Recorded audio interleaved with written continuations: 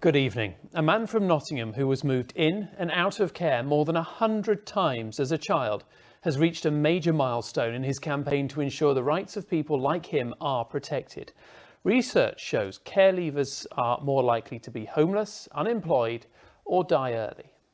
Terry Galloway has been travelling up and down the country since July last year and has now persuaded 45 local authorities to agree to give people who've been in care the same protection as disability, race or sexuality.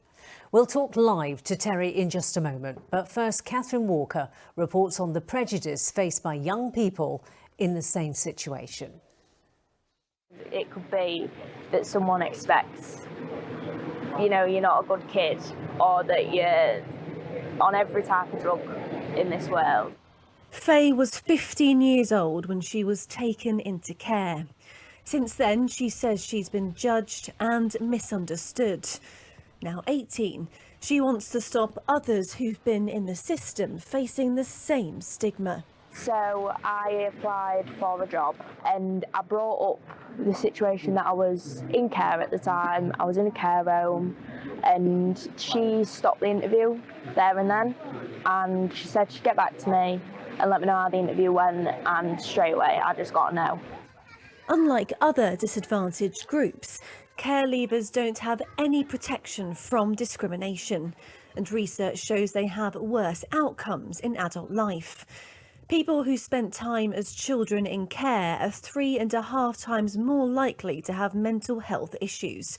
A quarter of people who are homeless have been in care, along with a quarter of people in prison. Care leavers are also twice as likely to die prematurely. It's just not good enough that in 2023 the government are not paying attention. Care experience people are suffering, they're dying, 20 years younger than anybody else. So we need change in the care system, we need a system reset, and we need the whole of society to take note of it. Frustrated about the lack of support, Terry has started a campaign to protect people who have been in care. Together with young care leavers, he's persuaded 45 councils to sign up to an anti-discrimination charter, including Nottingham City Council. They have to fight a lot of discrimination and stigma once they come out of care, and we feel that by having this as a protected characteristic and by trying to influence our partners across the city, we can make a difference to children who leave care. But until all care leavers are given protection under the Equality Act, Faye worries she'll always be unfairly judged by her past.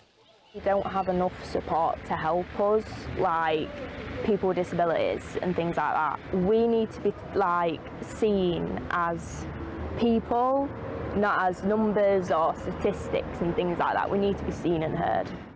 In a statement, the government said, "We are aware that some local authorities have voluntarily passed motions, and we are following this development to see how it impacts on services and supports care leavers." It's not a commitment to change the law yet, but Terry and Faye hope it's a step in the right direction. Catherine Walker, ITV News. Well, joining us live now is Terry Galloway, who we saw in that report. Terry, you've been working on this non-stop for a year. What has been your driving force? My driving force, people are dying. Care experience people, as the video said, are 70% more likely to die prematurely than any other group. It come about from a conversation that I had with my sister, who was really ill. She was addicted to drugs, addicted to alcohol, and at that time we'd just been to a funeral for another person that we knew, and my sister was basically saying, I don't want to die, but I feel like I'm going to be next. She was predicting her own death. And I spent most of the night trying to explain to her that let's use our trauma, let's use what we've been through to change the care system. Unfortunately, she was next. So I'm really doing this for her and all the other care experienced people that are suffering right now, because it has to change. Terry, that gives us an idea briefly of your experiences. We know that 6 councils in the East Midlands have signed up to this motion. How do you think it's going to work practically? What the motion's doing is it's giving voice to care experienced people in places that they've never been heard before. In general, it's social care that get all the flat. They're the ones that have to deal with children and social care. But the reality is this is about the whole system. This is about all departments across councils, across government, thinking about care experienced people. And there isn't anything out there right now that holds them to account and makes them think about care experienced people when they're making their decisions and designing their services. You mentioned getting support across the board, including government, but government have rejected changing the law. Is the backing from individual councils enough to make a difference to people's life chances? Yeah, we're going to get to a point. We're 25% of the UK population, 45 councils, and I'm predicting that we're going to get to over 50% and 125 councils by the election. I'm going to forgive the government right now because I genuinely don't think they understand what the impact a protected characteristic can make in terms of resetting the care system. Because the reality is we all want the same thing. We know the system's broken.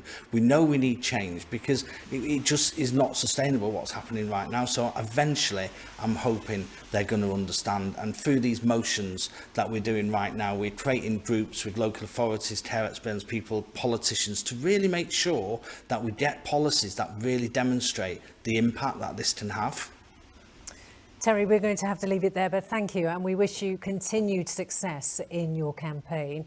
In another step forward for Terry and his campaign, the Children's Commissioner told us that she is launching a survey this week to find out what people who have been in care think about the proposal and what difference it could make to their lives. We'll keep you updated on that on the programme.